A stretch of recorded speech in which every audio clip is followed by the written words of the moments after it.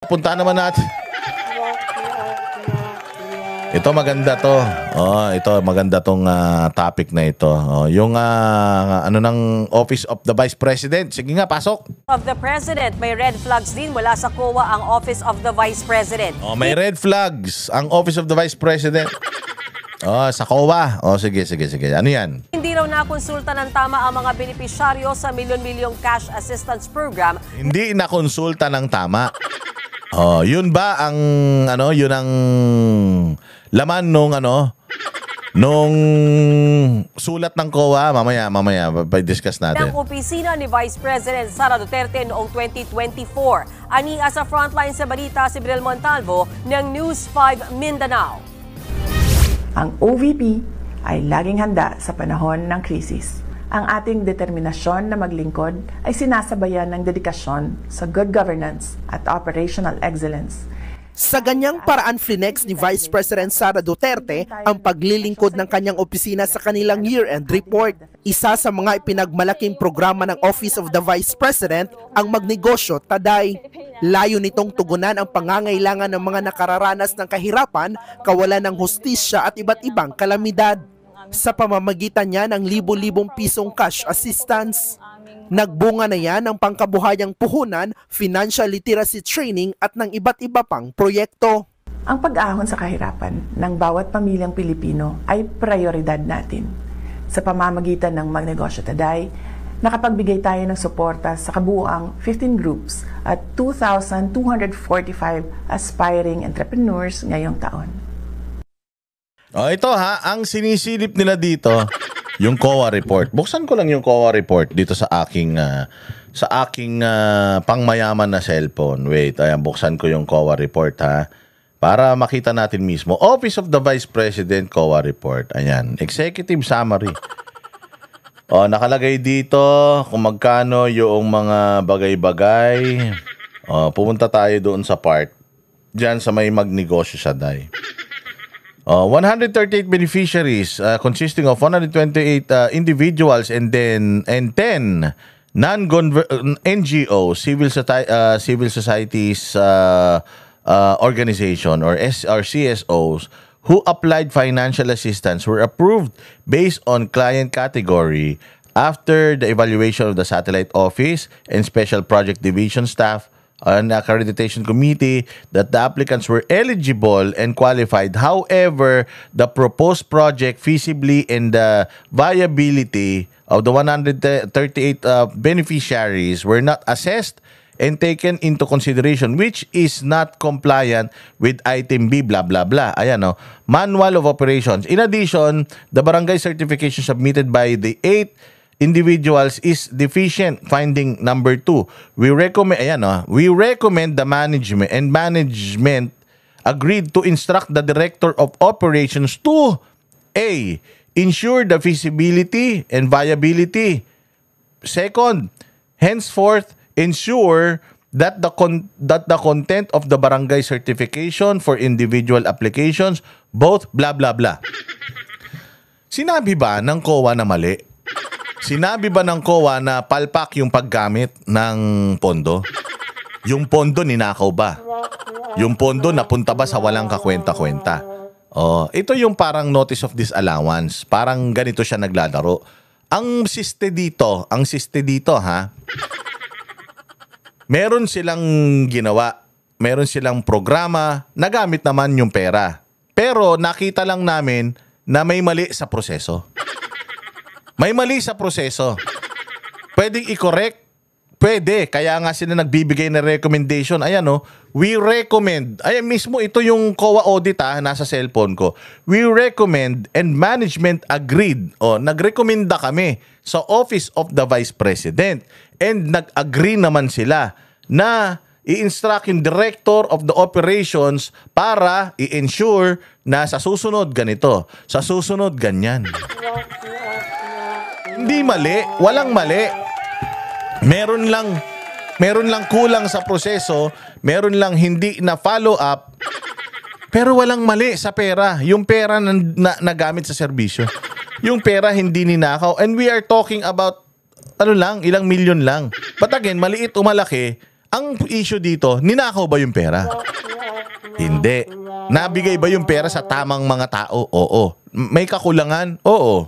Mayroon lang hindi nasunod na proseso o meron kaming suggestion na sa susunod kasi meron silang meron silang sinusundan na mga rules and regulations. May mga rules na hindi nasundan pero yung pera napunta sa tao, napunta sa mga kababayan natin, napunta sa mga Pilipino. Oo. Meron lang mali pero kayang i-correct dahil ba dun sa mali na yun na sayang yung pera? Hindi naman. Dahil dun sa mali na yun, kumbaga meron tayong sistema, may proseso na i-execute natin yung pondo, na i-execute natin yung programa, pero meron mga mali doon sa mga hindi nasundan doon sa sa rules. O anong gagawin natin?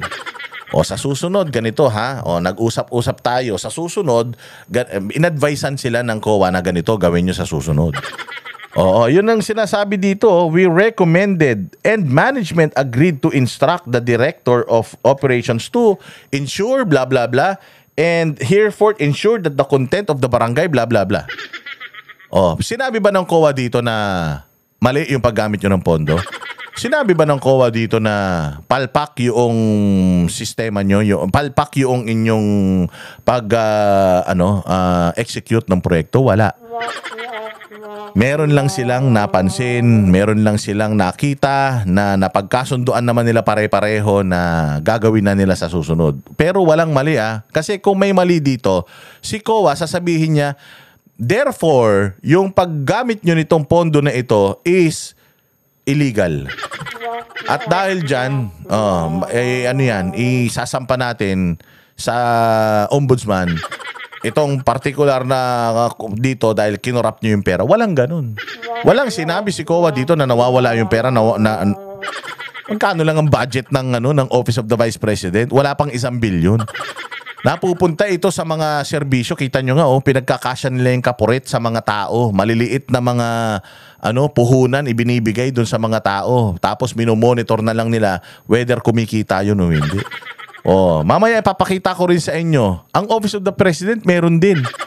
Halos lahat ng ahensya ng gobyerno merong recommendations ang COA. Pero sinasabi ba ng COA na mali yung mga paggamit nila ng pondo? Hindi. Sinasabi lang nila, sa susunod ganito gawin nyo.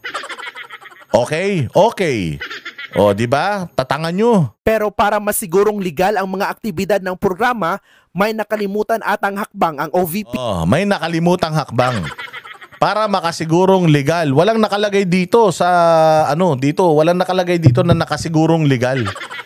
Ang sinasabi para mas pulido, para mas para mas walang butas. Kasi baka mamaya kapag nakalusot sa mga steps na yan, baka gawing loopholes yan para makapangurap.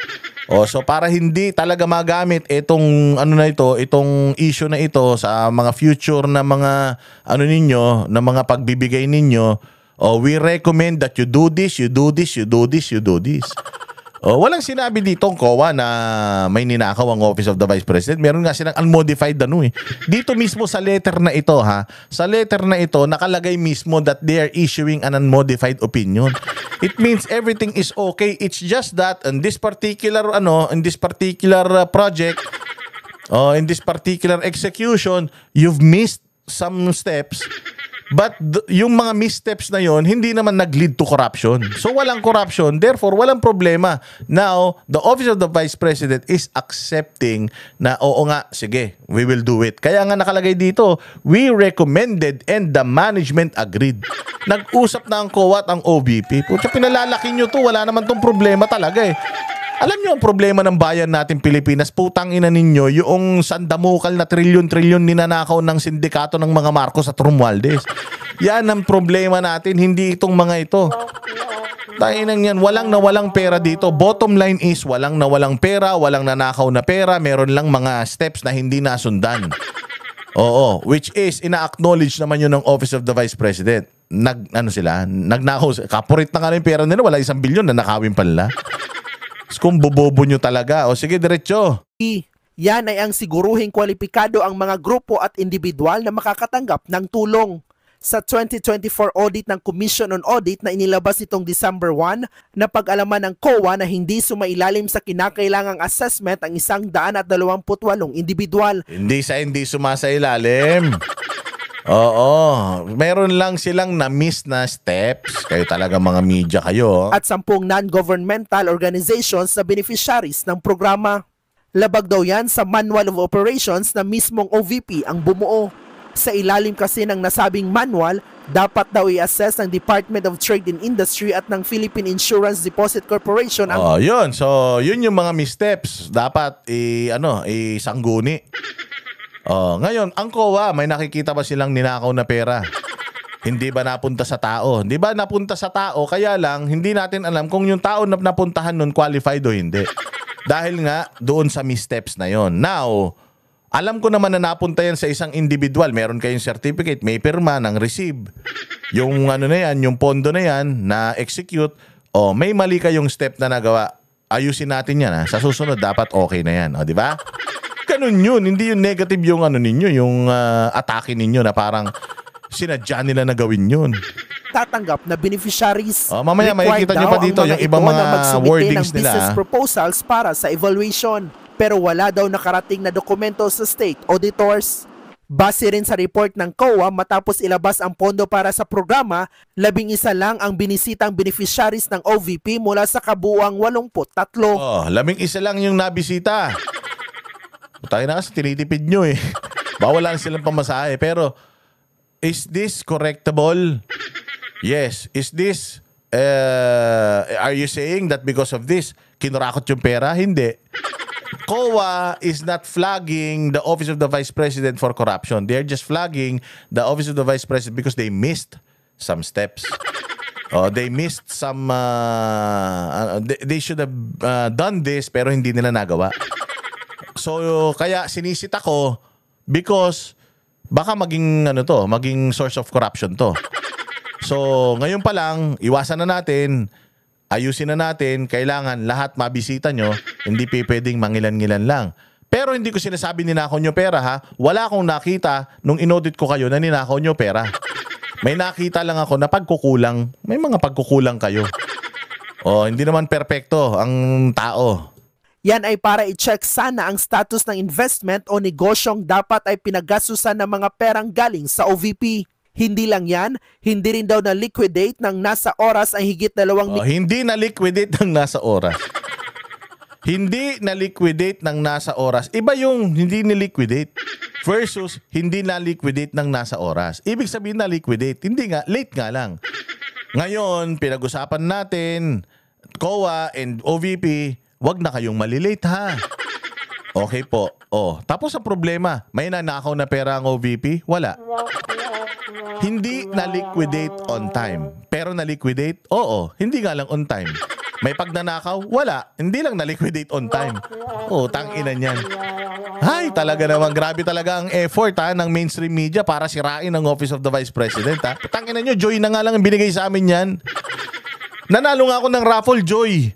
Mukhang galing pa yun dun sa tira ng mga relief operations nila. Walang hiya kayo.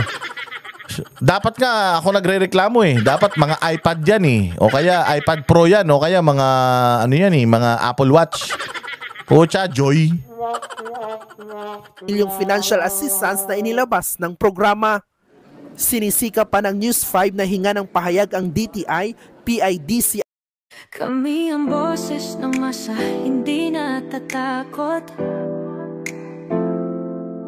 Katotohanan lang, di kami nalulunod. Walang bahid ng sismis, lahat ay totoo. Kahit sino ka pa, pag mali ka babanatan ka. Walang pinipili kulay, wala kaming kinikilingan. Basta para sa bayan, kami lalaban. Pag tama palakpakan, pag mali banatan. Di matitinag, di matatakot, para sa bayan tuloy ang sigaw. Sa harap ng kamera, walang takot. Mga baluktot, lahat kayo'y tutumba. Ang hustisya at totoo, yun lang ang mahalaga. Kahit sinong harang, di kami matitinag. Walang pinipiling kulay, wala kaming kinikilingan. Basta para sa bayan, kami lalaban.